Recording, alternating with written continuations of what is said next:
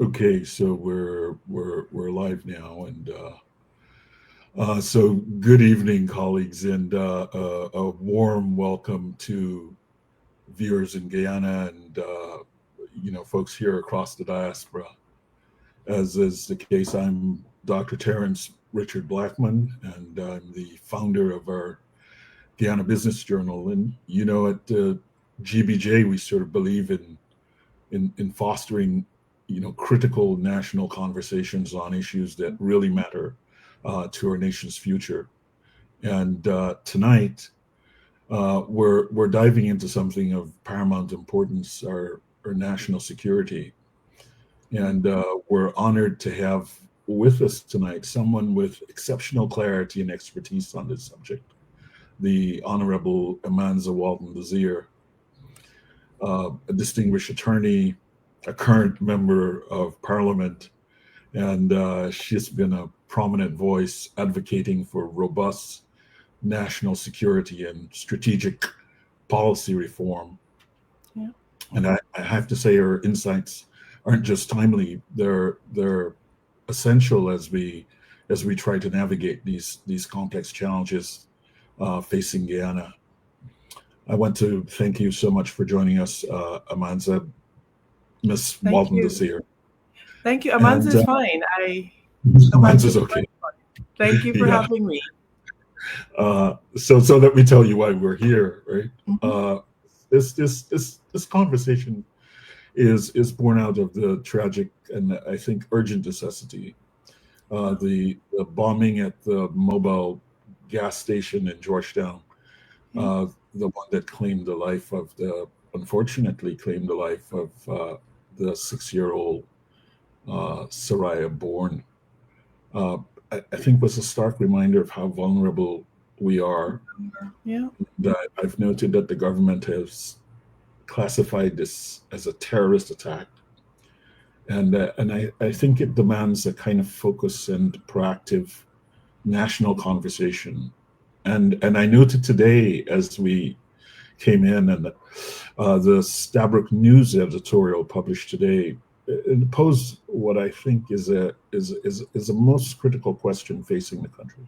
Yeah. What exactly is going on, right? So, and I should say, I also initiated this program because I got a few calls from folks. So my home is in North Rhine-Veldt in Georgetown, and I got a call from a few folks who are friends who they essentially asked the same question: what exactly is going on here? They were thinking about how they should structure their movements during the course of the day, as a result of what's going. So, what I hope is that over the course of the next hour, what we can do is to give some kind of analysis and some comfort to folks around these security threats, and perhaps in a constructive manner highlight some of the systemic gaps in the national security infrastructure, and perhaps some recommendations for the reform that is necessary. And yes. Let me start off by doing something. So as I was preparing for today, I was searching through, and I found two things. So one which will mildly embarrass you before you speak, one which will mildly embarrass you, and the other which well, I don't think it's embarrassing. I actually think it's prescient. But I wanted to start with the following. Mm-hmm. For the Venezuelans, migrants who come here through our ports, they're all registered. Their details are taken. However, we have acknowledged that the borders are porous, and some people do enter illegally. And to address that, the government has launched the EID program. And what will happen is that we will have cards. That is, this program has already started, has already been rolled out. We have cards for citizens and we have cards for non-citizens. And what we will do is for the persons who are in Guyana illegally, they will be given a grace period in which to come to register and have this EID card. This card you will not be able to do anything, perform any, access any services, banking without this EID card for non-citizens. And they will be given a grace period. After that grace period is expired and you do not register and have an EID card, you will be taken out of the country and other sanctions will be implemented. That is the policy. So having said that, I then looked a bit further and I noted this. We must immediately, Mr. Speaker, immediately establish a mandatory migrant registration system. Mr. Speaker, this system will allow us to effectively monitor the movement of individuals entering our country, to track the duration of their stay, and to ensure that migration, particularly across our porous borders, that they are monitored, Mr. Speaker, and to ensure that the migration is done in a more orderly fashion. Mr. Speaker, it will enable us to prevent illegal entries and track potential threats, including foreign agents and fifth columnists. And you know, when we say this, the PPPC government likes to say that we are invoking fear in the people of Guyana, but no less a person than their national security advisor is on record as expressing the concern that we do not know who we are letting into the country, that there are military men of age in our country, and we have no way of tracking them and no way of knowing their whereabouts. This is not what we have said. This is what their national security advisor has said. Mr. Speaker, further, refugees and migrants must only be granted temporary status until they can return to their homelands with a clear and explicit provision against voting rights. I repeat, with a clear and explicit provision against voting rights. Guyanese citizenship must remain a privilege and not a pathway to manipulation or long-term instability.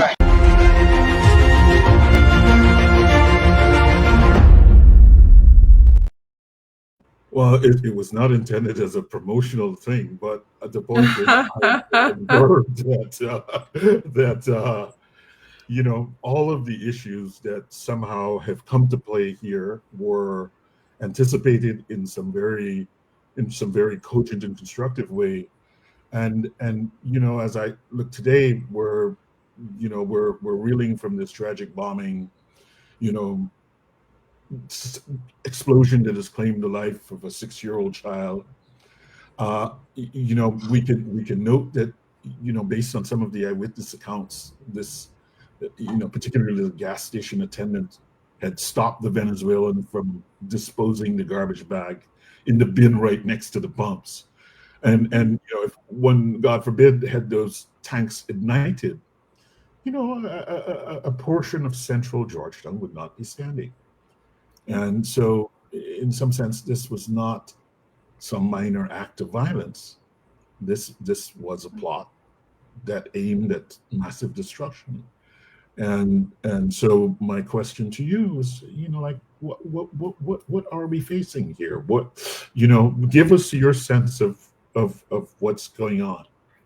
I mean, you're the person who, in some way, when I listened to the clip, I thought you were predicting what has happened here. So, you know, give us some sense from your perspective of what's going on here. Well, I mean, not just for you, but also for the people in the diaspora, because some folks are absolutely. This is something that I've been speaking about, I think, for the last 5 years, since I maybe a year after I entered into the National Assembly, and particularly about the fact that this was allowed, this influx of migrants and the running of our borders. It was allowed as a part of a larger plot by this government to engineer the population and to give Guyanese citizenship to those who are not entitled to it. And I've been at pains to point out that, yes, there are Venezuelans who are returning to Guyana who, on the basis of our law, who are entitled to citizenship by way of descent. Their parents are Guyanese who would have moved to Venezuela in the 80s, the 90s, and are now returning, and by operation of law, they're entitled to citizenship. That's not the category of people that we're talking about. And by and large, the greater percentage of Venezuelans are here for dignity. They're here to work and to repatriate finances, remit finances rather, to their relatives, etc. But there is that percentage in the lot that we have warned for the last 5 years will use this opportunity to come to embed themselves in Guyana as fifth columns, and it has happened. What you're seeing playing out here, Dr. Blackman, is the immaturity of our politics, is that we heed warnings based on who they're coming from and not based on our commitment to this country and to the people of this country. And so when we flag this, coincidentally, it was the same Minister Waldron that called me xenophobic. And so now she is sitting in Home Affairs with this problem in her lap, a problem that has been allowed to fester because they ignored warnings. And I want to be clear that what happened at Regent and King Street is not just, an attack on a gas station. This is an attack on Guyana's sense of safety. When a 6-year-old child can lose her life in what our authorities are now saying is a terrorist act, it shakes us as Guyanese to our core.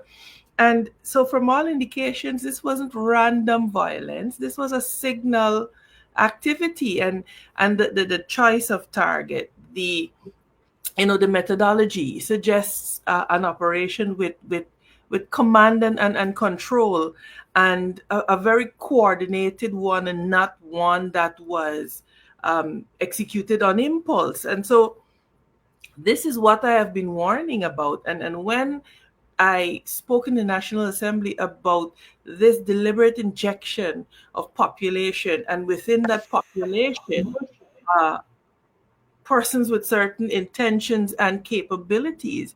When I spoke about the injection of this population as a tool of hybrid warfare, it was ignored. And so there is this blend of sabotage, of intimidation, and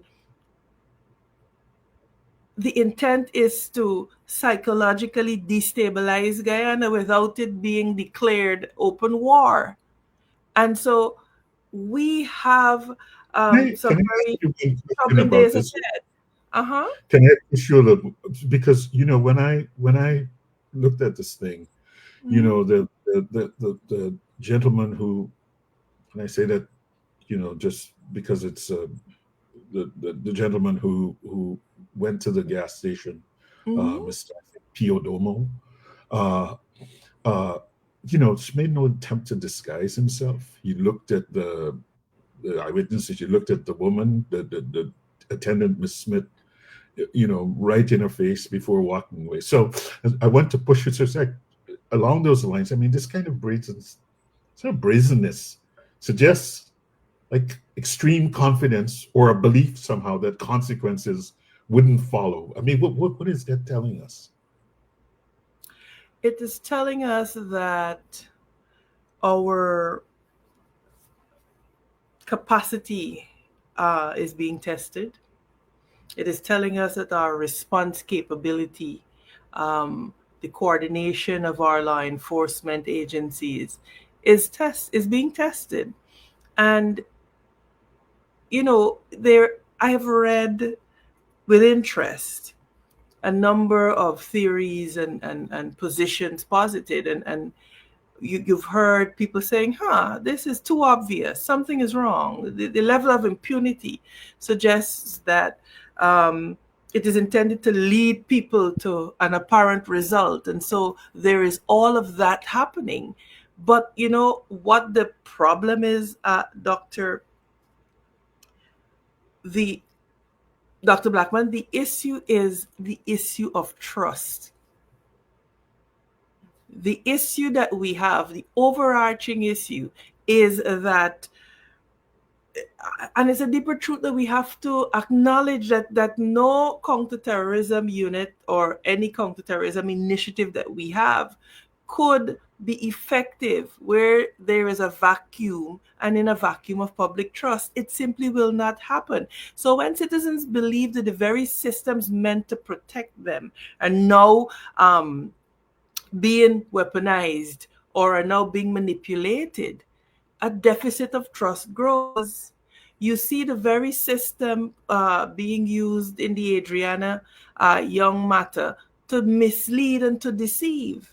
And so in the back of the mind of every Guyanese is, can we trust these people? And in fact, they've come to the conclusion that they cannot trust them. And so it makes the acceptance of the official reports on this problematic for Guyanese. Do you see what I'm saying? Yeah, So because I absolutely do. When I read the when I read the thing that it says that the the alleged sort of perpetrator of this act was part of some Venezuelan criminal organization, and the device was brought in from Venezuela. The perpetrator entered Guyana illegally via boat somewhere about 8 in the morning on Sunday, and then at 7:15 in the night, that is the same day we have this thing going. I've read the statements of the crime chief saying that the perpetrator is affiliated with this gang, and he's not just supported by Venezuelans but also by Guyanese. And so this raises like some, that's in part that's why I called you.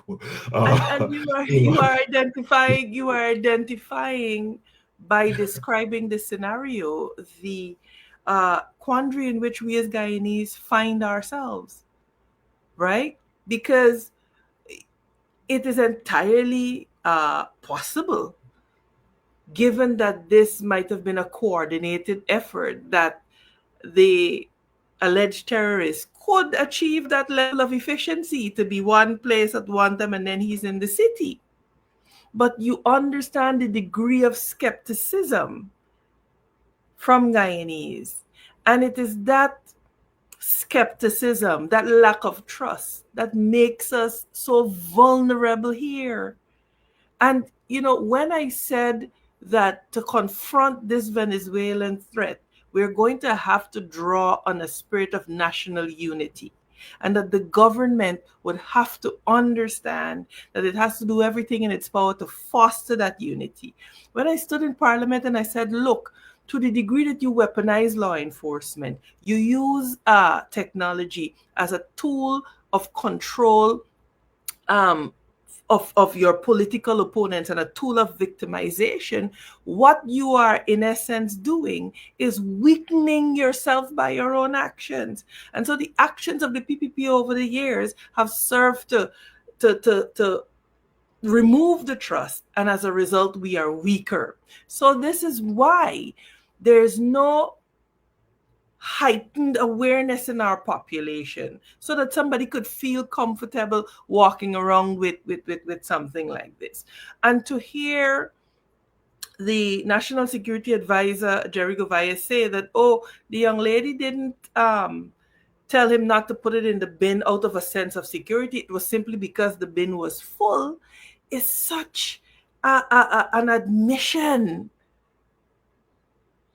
What it says is that the government has failed to acknowledge or to anticipate the clear and present danger that we are in.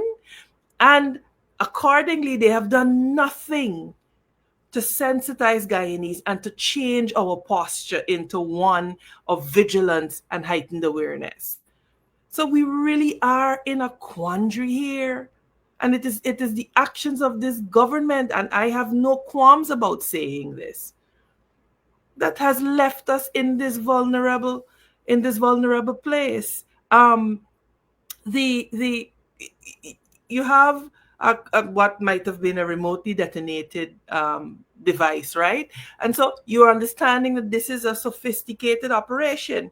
When you talk about the fact that it is not the first explosion that has happened, a police station had an explosive device hurled at it. A GPL substation was also targeted.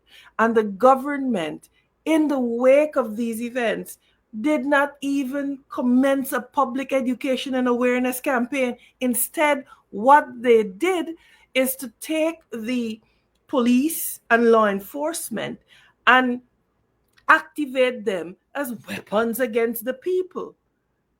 Do you think that there's evidence of a coordinated campaign? I believe this is obviously not a lone wolf operation. It certainly is not. I mean, from what we understand now and from what you just said, there are 9 people in custody, some of whom are Guyanese.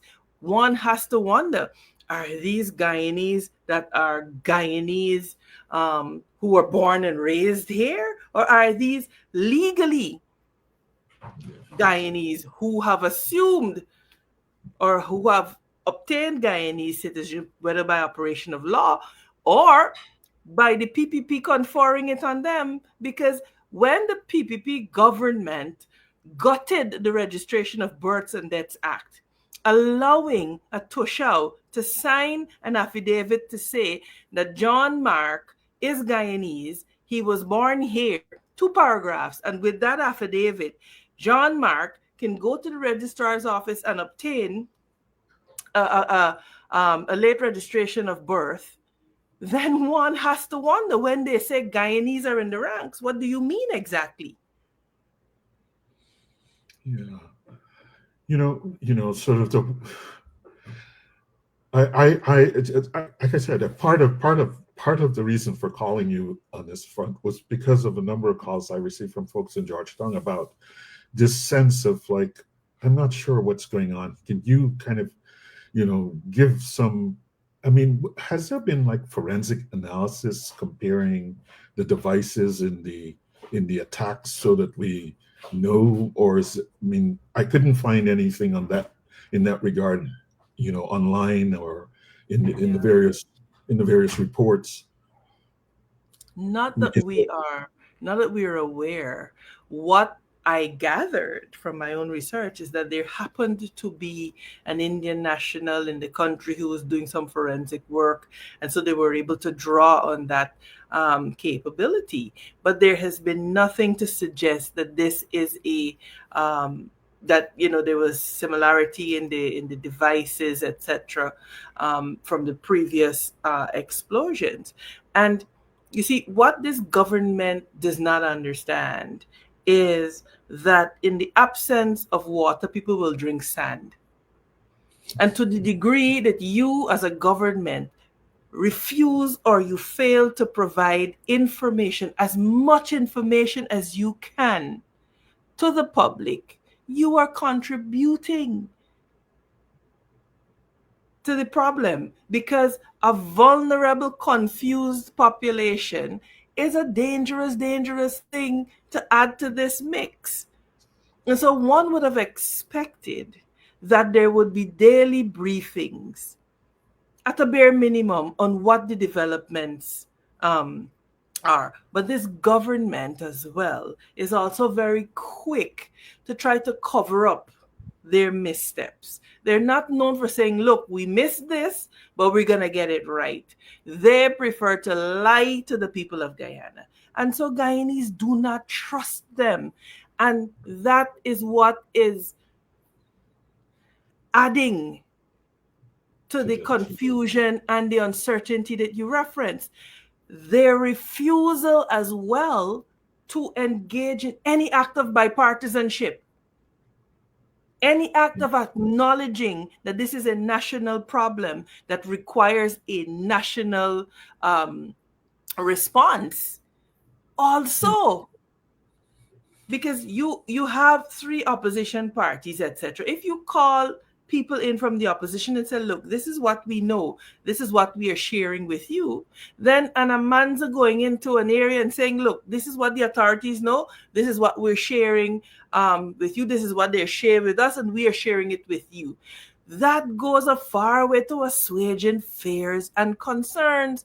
But this government does not understand where to draw the line between triumphalism and what is in the national interest. So, you have a confused population, you have a suspicious population, and you place your population in a position where the pendulum could swing in either direction. It is either they become hypervigilant and almost paranoid, so that now you subject migrants within our country to unnecessary scrutiny and discomfort, or they just completely ignore it, go about their lives, not be vigilant, not be aware, and we are in the same position.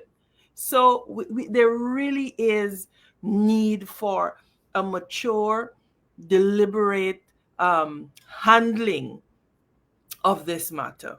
The current handling is not adequate, and they will say, "Oh yes, they have suspects in custody." You map the Guyanese population. You ask them, "Are you sure that they have the person?" 90% of the Guyanese will tell you no.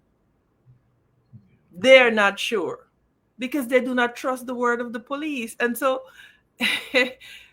what has happened is that the police have become, they're no longer seen as protectors. They've become political instruments. And so the entire credibility of the national security ecosystem collapses because of the deficit of public trust, Dr. Blackman. And I will come back to it because the government has to understand that it does not matter what technology you have. It does not matter what interagency collaboration you have. If the people, the nation, lacks confidence in the system, it's a non-starter. And so the first investment has to be the rebuilding and the regaining of public trust in our security apparatus and infrastructure. Yeah, I mean, I think you've framed it very nicely. I mean, you know, actually, I wanted to respond. So this business about the EID cards and so on, and you know, what's your assessment of how porous these borders really are? You know, what's our real-time capacity to monitor, these threats in real time? Well, I think, and I think the minister has come forward to clarify what she meant by the use of the EID. It is a separate issue altogether. What the problem stems from the lack of a migration policy. That is the first thing. There is no policy framework. Out of the policy framework will flow the legal and the organizational arrangements. And so to the degree that there is no policy framework to deal with this migration issue, it is like throwing stuff at a wall and hoping something sticks. That is not how you build a country. That is not how you govern. The EID, which has its own problems, by the way, is not the solution to this problem. You have to employ technology. We have a very porous border with Venezuela. And so there has to be heavy investment in monitoring, whether it's through the use of drone and satellite technology, monitoring that western border. And that is where we have to begin to pay attention. Registering people. When people are found here, they must be sent back and they must come through a legal port of entry where they could be screened, fingerprinted, etc. So there's a whole regime that has to be put in place for us to be able to deal with this, Dr. Blackman. And you know what is amazing? It is that for the first time in our nation's history, we have the capacity in terms of the resources to be able to do it. The problem that you have is that you have a government that is just so discriminatory. And I have no bones about saying this. They prefer political allegiance over competence. So because the competencies lie in people who they're not persuaded are politically loyal to them, we are a casualty our safety and security becomes a casualty of their myopia.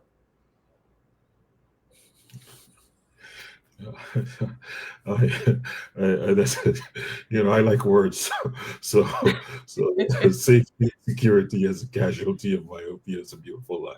Well, But I mean, it, true. it could be true, and I think you make the argument.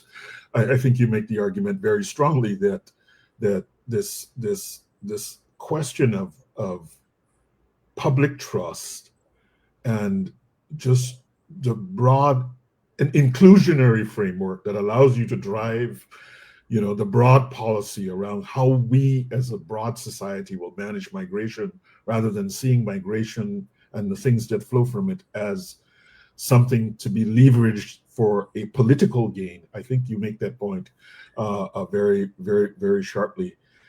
What, maybe just to pull the lens back, I noted in the review of the investigation, there were cooperation with Interpol and Venezuelan partners and so on. And I know that you're someone who has an international perspective. Could you, how crucial are these like international partnerships, and what more do you think from, your perspective as a kind of a leader in Guyana society? How might we do more to, so even if you gave advice that was not taken, but then secretly taken, maybe, I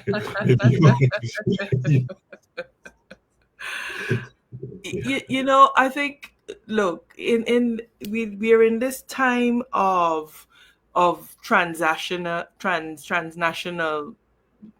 I would say transnational hybrid threats, right?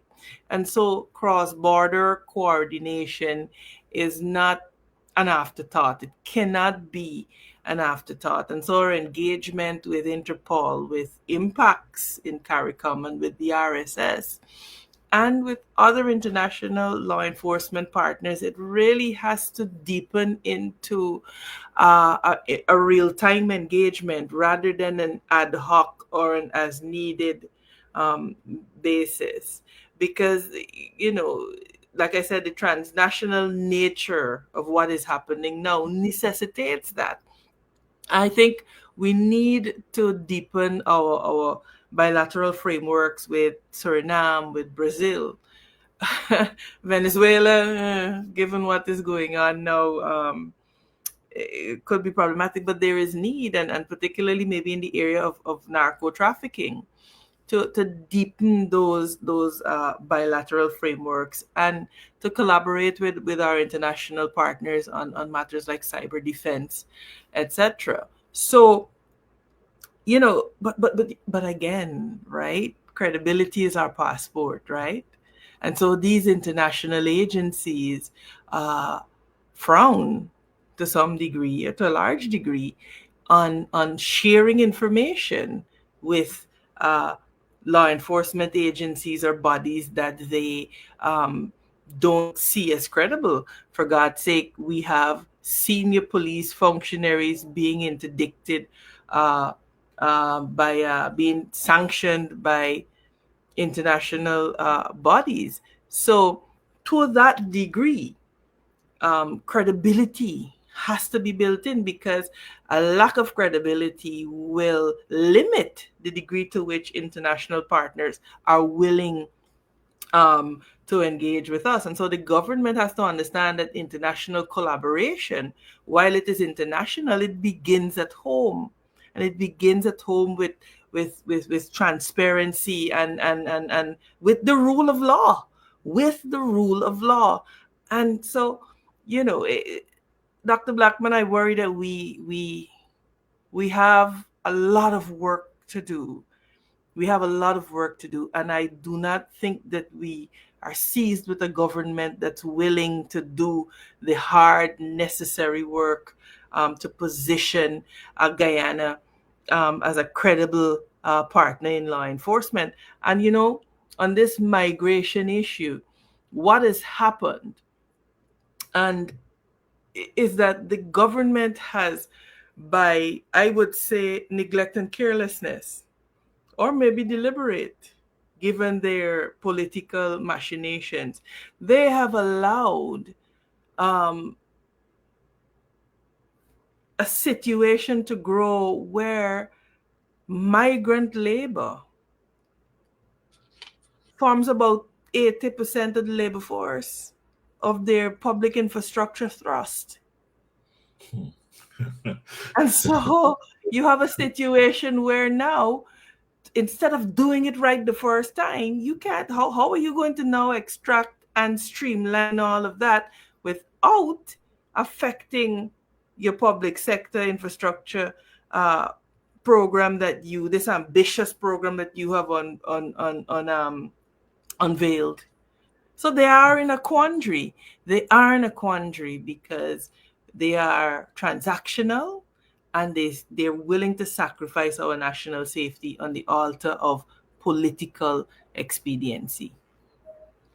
No, I think you make a very strong. I mean, but now supposing I ask you, well, let's say in this new parliament that you're a part of, there is a willingness for people to have a conversation across the spectrum of political actors, to think about some significant institutional or structural things that need to be done in the broad national security architecture. What are some of those things that we can expect from the Forward Guyana Party, which Amanza Walton Desir presents? Well, we have identified very clearly, and you used the correct word. Our greatest weakness is structural; it's not technical.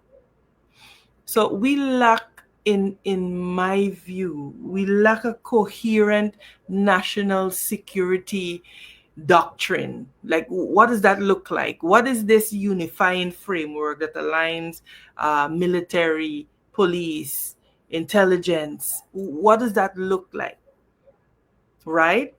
And how do our agencies overlap? Do they overlap? How do they interrelate? And how do we professionalize rather than politicize them? So even professionalize, yes, and politicize them. So at a structural level, we are deficient, and then you have. So what you should have is a coordinating body, maybe a National Security Council, for example, that reports annually to Parliament on reforms, on threats, and on readiness. Mind you, as I say this, I will caution that there is a security sectoral committee. When I sat in the last Parliament, Mark Phillips, the Prime Minister, who is the chair of that committee, never convened a single meeting of that committee. And so maybe I have to review to some degree my earlier assertion that the problem is structural. It could just be a matter of political will because there is that coordinating mechanism that is available. The Foreign Relations Sectoral Committee in the last Parliament, we met maybe a total of 4 times in 5 years. So what you're seeing is the fact that the chickens are coming home to roost. And so unless we begin to professionalize our law enforcement, where promotions are based on competence, where we return to meritocracy, and where we depoliticize appointments, and where accountability is consistent, every crisis I think we face will simply expose the cracks, Dr. Blackman, that we have failed to address. And so we are very, very vulnerable, very, very vulnerable. The other thing that comes to mind is we have to be more proactive.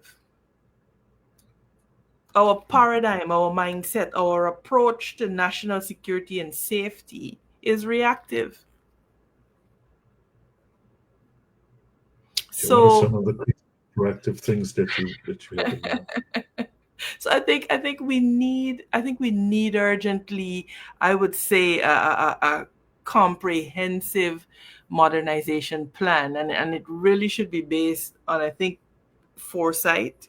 It has to be based on coordination, and again, has to be based on legitimacy. People have to trust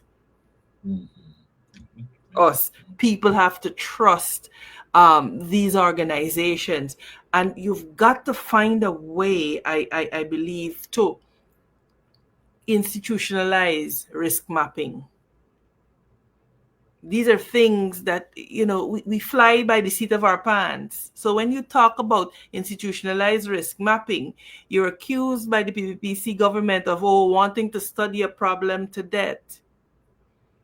But you have to institutionalize risk mapping, and then you have to find a way to integrate human intelligence and other open source intelligence, so that you're able to really detect these challenges, and you're able to detect these hybrid threats that we've been talking about all night. You're able to detect them earlier, and then of course you have to have the legal framework. So if you're going to have laws on cyber crime, it should be to deter against cyber threats, not to be used against your political adversaries because you feel emotionally distressed. And so, somebody says something harsh to a minister and the police come for you, because really being used to deter attacks against our cyber infrastructure.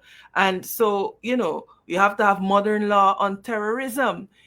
We saw in this country where no less a person than the Attorney General was quite happy to impose on rioters, protesters, acts, charges of terrorism. And so it's a case of the shepherd boy and the wolf. Now that the real terrorists are operating in our country, what now? How modern is our framework, our legal infrastructure? So Anil has real work to do. He has real work to do, and he must focus on that work instead of petitioning the courts to impose costs on Guyanese who will dare to ask the court questions about their constitutional rights. These guys are so misguided and misaligned. It is amazing. And like I said on another program, they have no problem ruling over rubble as long as they are ruling. And, I'm sorry, I have to be so blunt on your program, Dr. Blackman, but the foundation of everything that this government will do as it relates to national security, the foundation is legitimacy. The foundation is trust. And that's just the reality of it.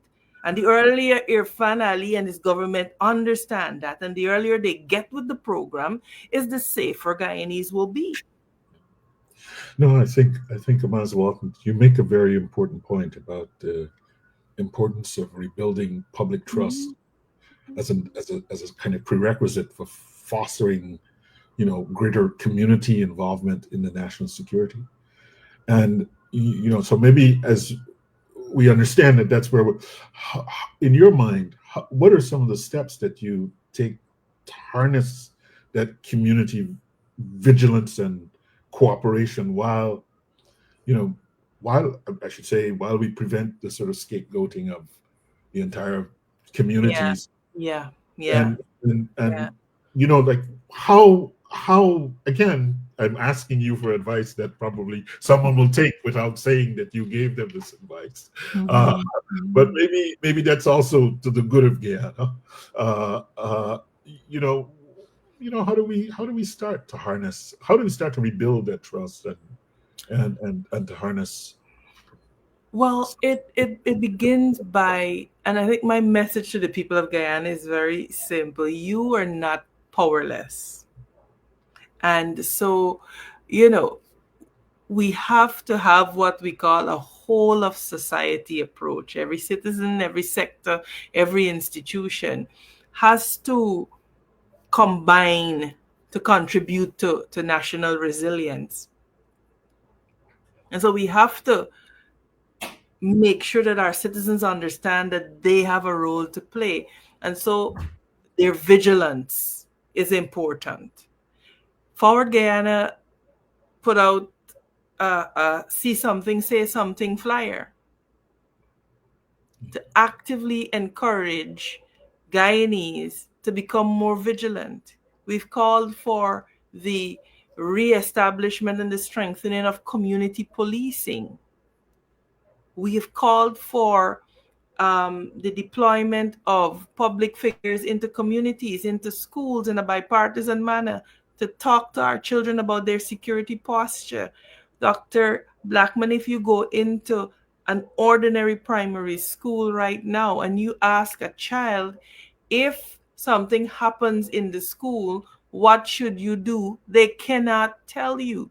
So notions like muster points, in case of a matter, how do you respond in cases of emergency? Yes, you may do fire drills for those who do it, but based on what we saw when the Maize fire broke out, this is not a part of our psyche.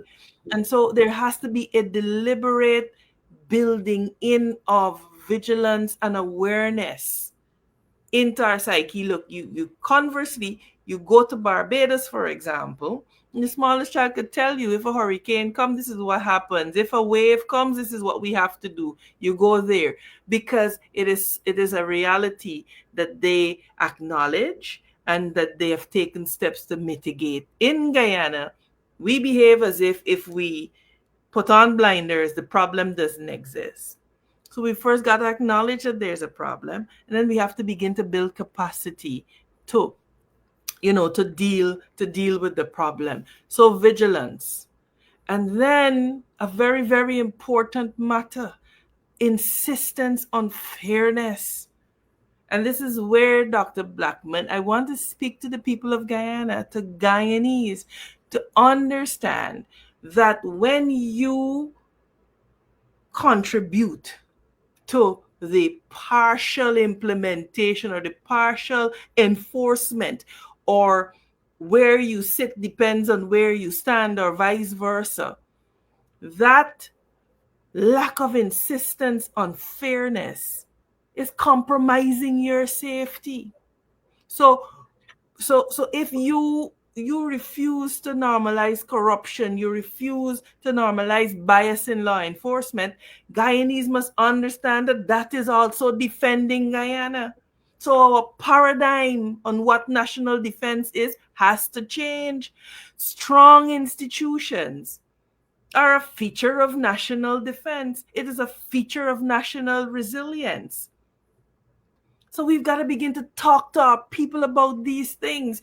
I worry that we are too caught up in the latest gossip. We are too caught up in the latest fad and flare, and we are not. And I think as leaders, we have to accept responsibility too, because for a very long time, we have leaders who have gotten away on sensationalism rather than sitting and imparting and enlightening their constituents. So we have a lot of work to do, because if we do not do the work, I think you've hit the nail along those lines. Actually, what you just said is in some sense the thing that animated my reaching out. I mean, and maybe if you might add, what's the message to the people who are feeling kind of a bit anxious and vulnerable in the wake of these attacks? I have said that we're going to have to become our brother's keeper. We're going to have to go back to those days where it was a whole of community, and I referenced it earlier, a whole of community approach. We have gotten and we've become so isolated and insular. You ask some of us who our neighbors are, we don't know. Now, that is certainly understandable in a city of 15 million. But with 300 of us running around the village, how can we not know? Do you see what I'm saying? So we have to begin to be each other's keeper. We have to begin to police our communities. I did not say take the law into your own hands. It's a difference. And we've got to begin to promote community boards, notice boards. The RDCs and the NDCs now have to rethink the entire framework within which they operate, and we now have to begin to build security and resilience features into the RDCs, the Regional Democratic Councils, and the neighborhood councils. So the point that I am making is that there is so much work to be done that if this government takes it seriously, they will not have time for the foolishness that they're engaging in and the victimization and all of that, because they will realize that they need every able-bodied Guyanese man and woman, young adult, to put their shoulders to the wheel to move this country forward. So the reimagining of the entire architecture must now, of the entire infrastructure, has to contemplate security and it has to contemplate resilience.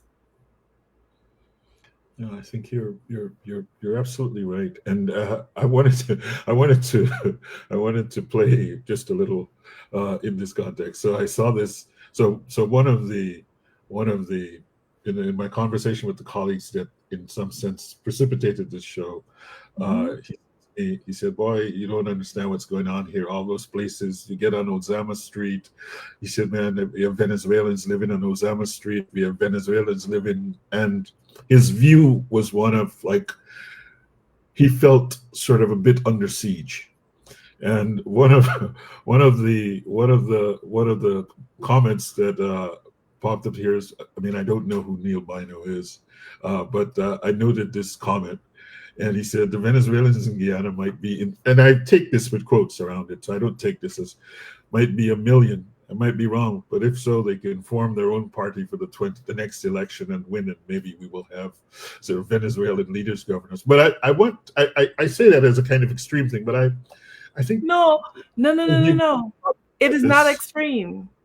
It is not extreme, and this is why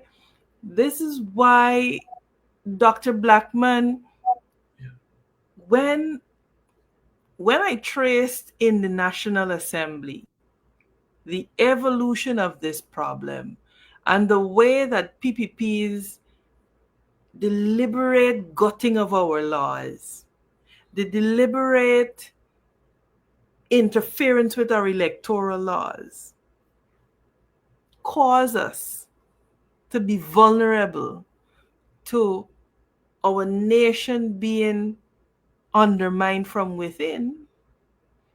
Picture with me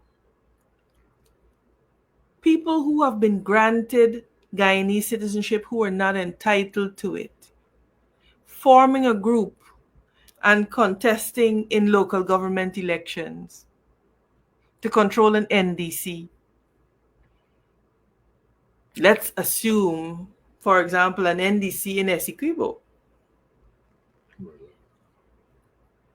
And so you have a group of people who operate in society but are a part of a larger plot to obtain political legitimacy.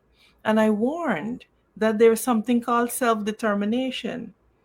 And unless we take strong action, not to chase people out, but to put in place the legal framework to safeguard Guyanese citizenship and to safeguard the participation in our political processes, then Essequibo could be taken from us without one shot being fired.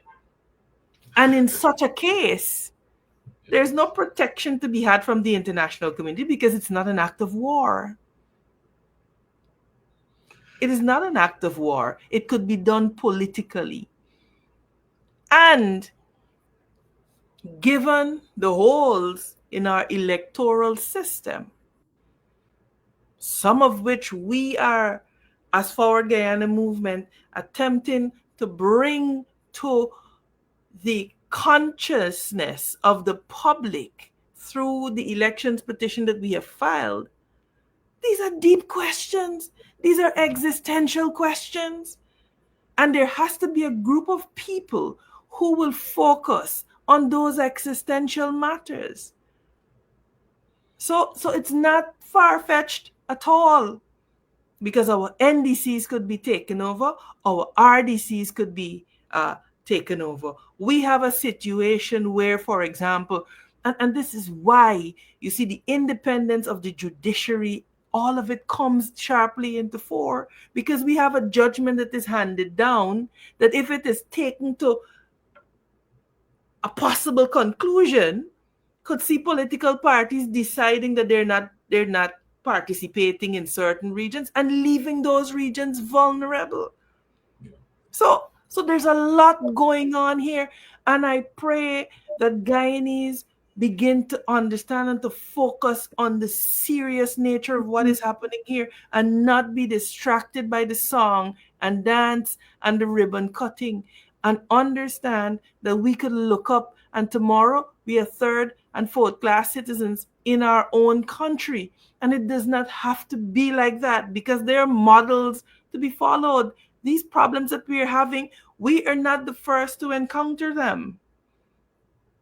They're models where people come, they live, they work, they pay their taxes, but they're never granted citizenship. So the political process, the integrity of the political infrastructure remains intact.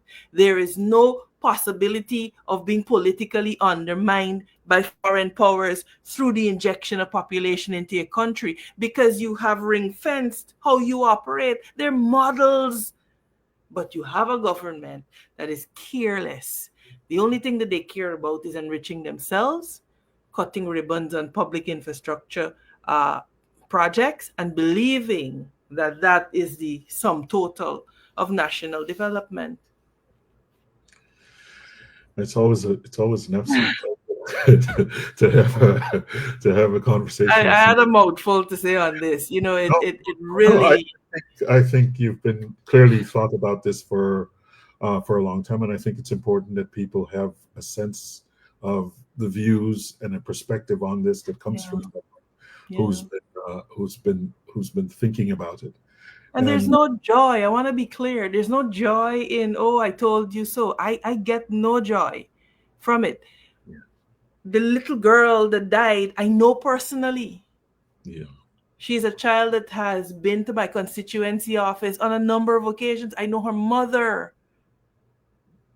So this is not gloating and saying, oh, well, yes, no. This is an urgent call, a plea to Guyanese, irrespective of your political persuasion, that you have to wake up. You have to wake up and you have to be vigilant. But you also have the burden of not being paranoid to the degree that the hardworking Venezuelans who are simply here for dignity and to support themselves are victimized in the process. You know, I see here Fanali saying, oh, he will sign the death sentence. What? How is that? How?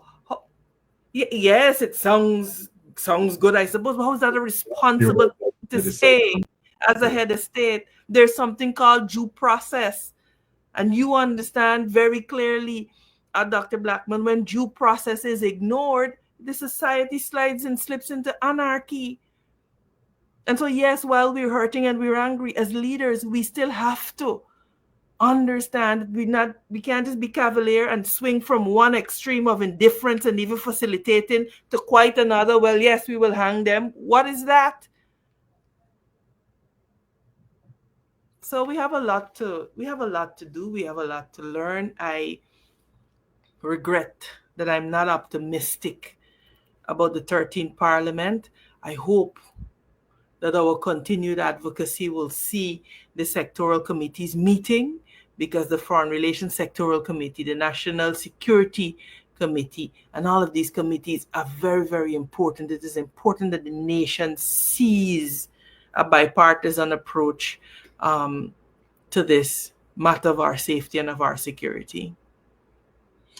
Thank you. You know, I mindful of the time. I know it's 9 at your place, and it's now 8 at my place because of Yes. the time difference. Yeah. So, I think you've brought some of the clarity that I expected when we called you to discuss some of the, these evolving nature of these threats that we're facing.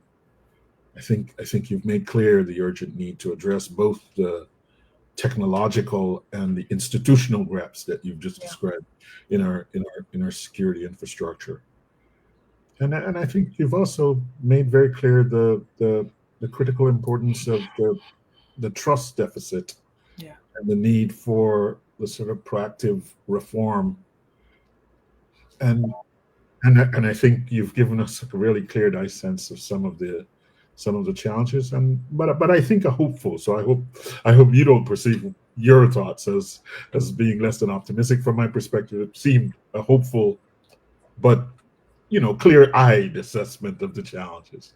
Yeah. And so I think you've helped us to genuinely understand what's not just the immediate threat, which I think is the thing that but certainly the systemic challenges that have allowed these attacks to occur, and what we might be doing in order to prevent some of future tragedies. And I want to thank you and many of the people have, you see some of the listeners have noted that perhaps it seems like you're the only one who has this sort of vision. I'm certainly not the only one. There's always a remnant of people who, Yeah. if listened to, we would be better off. So I'll give you the last word on. No, just thank you, Dr. Blackman, for such as these critically important. And I appreciate the fact that you are very bipartisan in your platform, and I am passionate about informed citizenry. I keep saying that informed citizens make informed decisions.